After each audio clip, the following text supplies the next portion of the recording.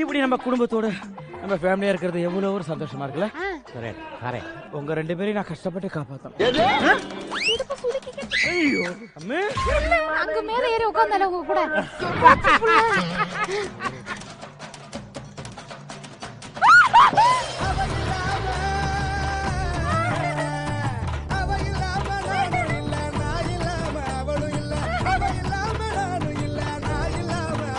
ஓகேவா?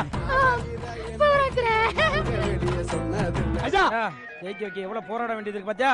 எல்லாம் உனக்காக கண்ணத்தோட